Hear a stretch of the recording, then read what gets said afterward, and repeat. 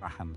La monarquía británica se sostiene no solo por la ley, la ceremonia y la visibilidad pública, sino por una red de obligaciones privadas que rara vez se discuten y nunca se registran.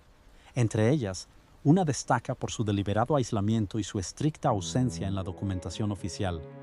Cada año, en la noche anterior a la Navidad, el rey Carlos III se retira de la estructura pública de la vida real y lleva a cabo un ritual que no se televisa, fotografía ni se reconoce formalmente en los registros de la corte.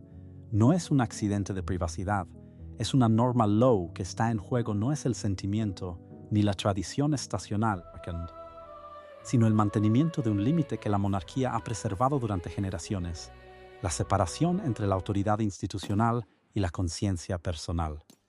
Este límite no se impone mediante legislación, sino por precedente, expectativa y la discreta autoridad de quienes sirven más cerca de la corona. El ritual existe dentro de ese espacio, donde el monarca deja de representar la soberanía ante la nación para rendir cuentas de ella en soledad. Para comprender por qué tal momento debe permanecer invisible, es necesario examinar la estructura que lo rodea. La vida real, contrariamente a la percepción popular, no es una secuencia continua de deberes visibles. Está cuidadosamente dividida entre lo que se presencia y lo que se oculta deliberadamente. Ceremonias públicas, aperturas de Estado, investiduras, discursos nacionales están regidas por el protocolo y la supervisión. Los actos privados, sin embargo, están regidos por algo menos visible, pero no menos vinculante. La contención institucional, la Navidad, dentro del calendario real, está en sí misma altamente regulada. La reunión en Sandringham no es simplemente una ocasión familiar, es una muestra gestionada de continuidad. Los horarios de llegada se escalonan según el rango. La asistencia es supervisada. Incluso el paseo hacia la iglesia en la mañana de Navidad funciona como un punto de contacto controlado entre la monarquía y el público. Cada movimiento refuerza la jerarquía, la estabilidad y la tradición. Sin embargo, la Nochebuena introduce una exigencia distinta. Antes de la observancia pública de la unidad y la celebración, existe una obligación interna, una que precede a los medios modernos y sobrevive precisamente porque resiste la exposición. El monarca debe salir del marco visible y comprometerse en un acto que no puede compartirse sin alterar su significado. Esta es la primera capa de control, la norma de la no observación. No se permiten cámaras, ni siquiera con fines de archivo. Los fotógrafos reales, que documentan incluso los compromisos más menores, quedan completamente excluidos. Se instruye al personal para retirarse más allá de un perímetro definido. La seguridad permanece presente, pero a una distancia suficiente para garantizar que el monarca esté, en términos prácticos, solo. La razón de ello no es meramente la privacidad, es el control. La visibilidad transforma la acción en actuación, y la actuación introduce interpretación. La monarquía, plenamente consciente de su papel simbólico, evita permitir que ciertos actos queden sujetos a la lectura pública. Un ritual filmado invita a la especulación sobre la intención, la sinceridad, incluso la legitimidad. Al eliminar la posibilidad de observación, la institución elimina la posibilidad de malinterpretación. Quienes hacen cumplir esta norma no son políticos ni asesores, sino miembros senior de la Casa Real. La oficina del secretario privado se asegura de que el programa contenga un intervalo ininterrumpido. Los ayudantes de campo, que normalmente permanecen al alcance inmediato, son reasignados. Incluso el personal doméstico opera bajo instrucciones ajustadas, garantizando que ninguna presencia incidental interrumpa el aislamiento. Es una retirada coordinada, ejecutada con precisión, porque si esta norma se quebrantara, si el ritual fuera grabado o presenciado, las consecuencias no serían inmediatas ni públicas, pero serían significativas. El acto en sí perdería su función institucional, se convertiría en otro elemento de la visibilidad real, sujeto a comentario y análisis. Más críticamente, señalaría un cambio en la forma en que la monarquía define sus propios límites, sugiriendo que ningún aspecto de la vida real permanece fuera de la observación. Para una institución que depende de una exposición controlada, tal cambio tendría implicaciones a largo plazo. El ritual en sí no está codificado en documentos públicos, pero su estructura se comprende dentro del palacio. Implica reflexión, pero no en un sentido casual. Espera que el monarca revise el año transcurrido no como una narrativa personal, sino como una secuencia de decisiones tomadas en nombre de la corona. Esto incluye acciones realizadas por consejo, audiencias concedidas y el ejercicio de funciones constitucionales. Es, en efecto, una auditoría interna, una que no puede delegarse. Aquí, la distinción entre individuo e institución se vuelve más evidente. Como soberano, el monarca encarna al Estado. Sin embargo, en este momento, esa encarnación se aparta lo suficiente como para permitir la evaluación. Es una separación controlada, temporal, pero esencial.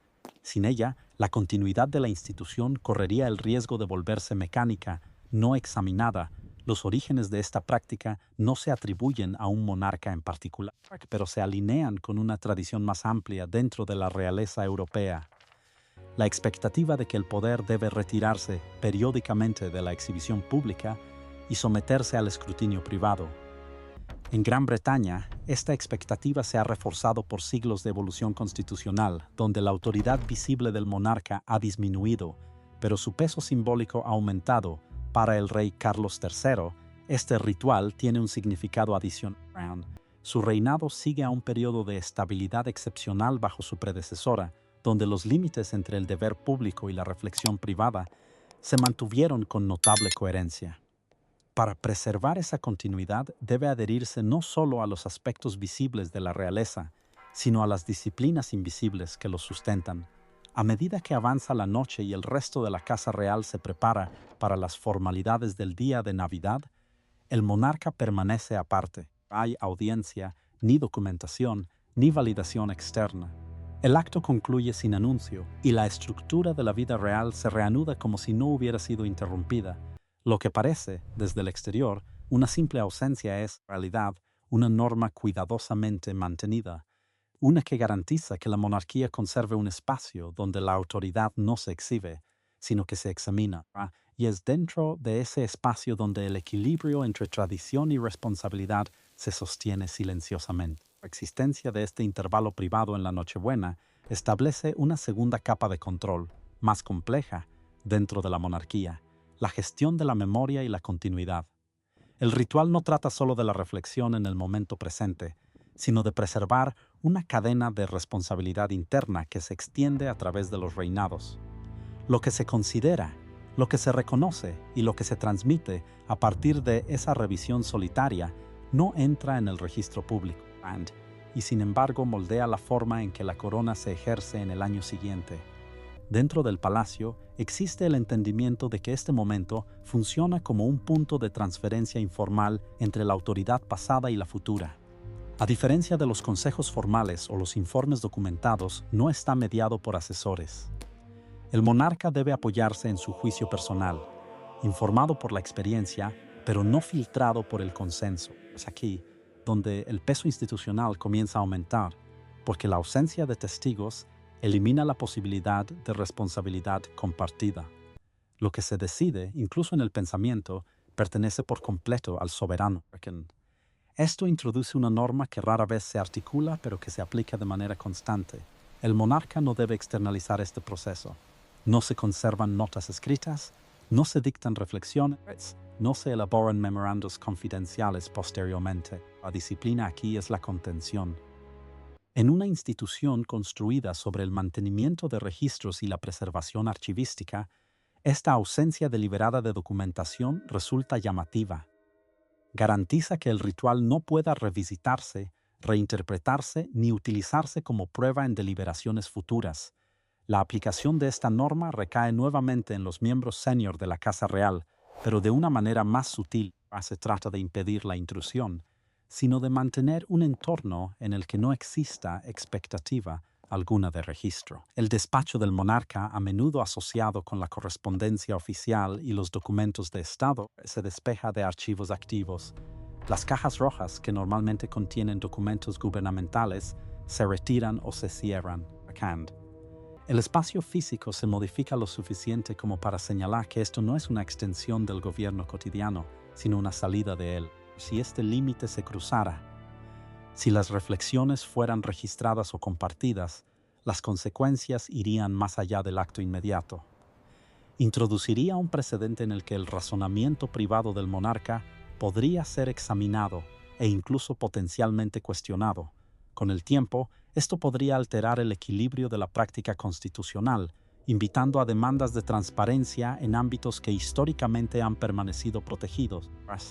La capacidad de la monarquía para operar dentro de una esfera definida de discreción comenzaría a erosionarse a medida que el ritual profundiza en su significado, se cruza con otra norma institucional: la relación controlada entre el monarca y la Iglesia. La Navidad, como observancia cristiana, sitúa al soberano en un doble papel, tanto como jefe de Estado como gobernador supremo de la Iglesia de Inglaterra. Públicamente, esta relación se expresa mediante la asistencia a los servicios y la emisión de un mensaje navideño. En privado, sin embargo, requiere una forma de implicación que no puede realizarse ante una audiencia. En la Nochebuena, el acto solitario del monarca suele incorporar elementos de reflexión espiritual, aunque no de una manera que se alinee con la liturgia formal.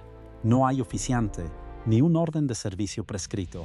Esto es intencional. La Iglesia, aunque estrechamente vinculada a la corona, no supervisa este momento. En su lugar, reconoce la necesidad de permitir al soberano un espacio en el que la fe y el deber puedan considerarse sin mediación institucional. Esto crea un equilibrio delicado. La monarquía debe sostener públicamente su papel religioso, demostrando continuidad con siglos de tradición. Al mismo tiempo, debe evitar presentar la creencia personal como una cuestión de política de Estado. Al confinar esta reflexión más profunda a un entorno privado y no registrado, la institución preserva ambas dimensiones sin permitir que entren en conflicto. El arzobispo de Canterbury, a pesar de ser el clérigo de mayor rango en la Iglesia de Inglaterra, no participa ni recibe conocimiento directo de este ritual. Esta ausencia no es un desaire, sino una salvaguarda. Garantiza que las consideraciones espirituales del monarca permanezcan distintas de la autoridad eclesiástica. Si la Iglesia llegara a involucrarse, incluso indirectamente, podría difuminar las líneas entre la convicción personal y la doctrina institucional. No mantener esta separación tendría implicaciones significativas. Podría suscitar interrogantes sobre la influencia de la religión en las decisiones constitucionales, particularmente en áreas donde el papel del monarca se cruza con la legislación o la política pública. Al mantener el ritual completamente privado, la monarquía evita crear cualquier vínculo visible entre la creencia interna y la acción externa. A medida que avanza la noche, se hace evidente otra capa de jerarquía, la distinción entre familia e institución. La familia real, reunida bajo un mismo techo en Sandringham, opera dentro de una estructura que combina relaciones personales con rango formal. Incluso en momentos de aparente informalidad, observa la precedencia y se comprenden los roles. Sin embargo, durante este intervalo particular, el monarca no es simplemente el jefe de la familia, sino el único portador de la autoridad de la corona. Ningún otro miembro de la familia, independientemente de su estatus, participa ni observa el ritual. Esto incluye al heredero aparente, el príncipe Guillermo, príncipe de Gales, cuya propia preparación para la realeza no se extiende a este ámbito privado. La exclusión es deliberada, refuerza el principio de que ciertas responsabilidades no pueden compartirse ni ensayarse, deben asumirse plenamente, y solo en el momento en que la corona se transmite. Esta norma conlleva una implicación silenciosa pero profunda. Significa que incluso dentro del círculo más cercano de sucesión, existen aspectos de la monarquía que permanecen desconocidos hasta que se experimentan personalmente. La formación, las sesiones informativas y la observación pueden preparar a un heredero para el deber público, pero no pueden replicar las obligaciones internas que definen la autoridad soberana. Si esta exclusividad se relajara, si el ritual se abriera a la participación o la observación, alteraría la propia naturaleza de la sucesión. La transición de heredero a monarca perdería parte de su gravedad, volviéndose más procedimental que transformadora. La estructura actual preserva un momento de realización que no puede anticiparse, solo experimentarse. En esta etapa, el ritual ha superado la simple reflexión, ha convertido en un ejercicio de aislamiento que refuerza múltiples capas de control sobre la memoria, sobre la creencia y sobre los límites de la autoridad compartida. Cada norma que lo rodea está diseñada no solo para proteger el acto en sí, sino para sostener el marco más amplio dentro del cual opera la monarquía.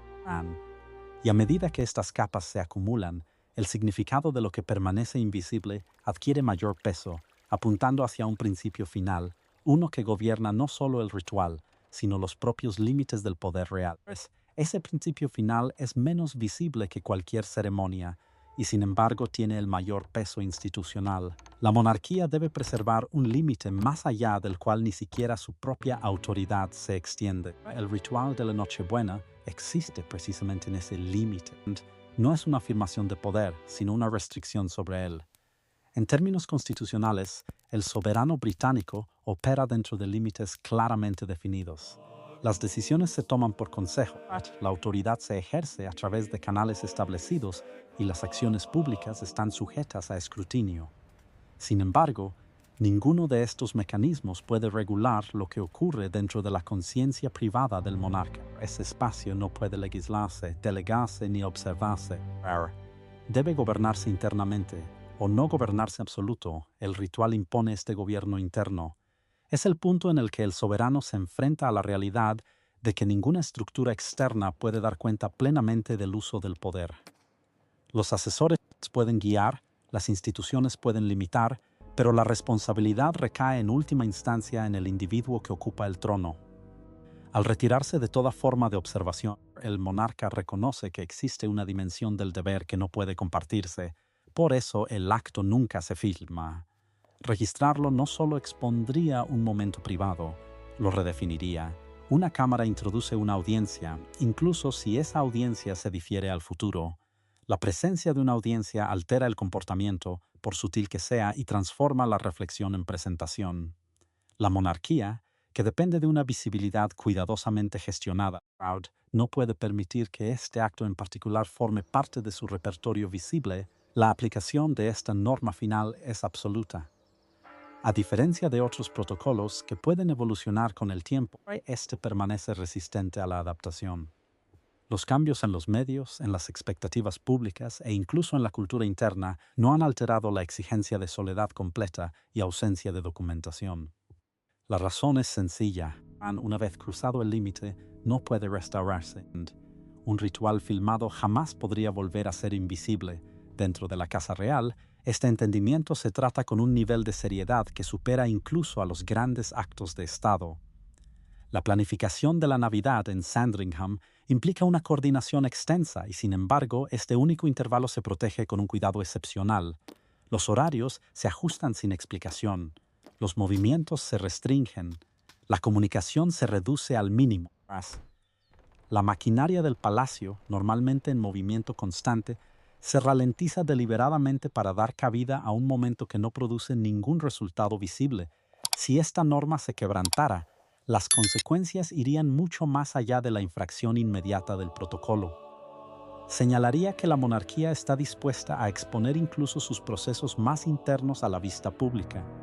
Tal cambio invitaría a nuevas demandas de transparencia, erosionando gradualmente la distinción entre lo que debe verse y lo que debe permanecer invisible.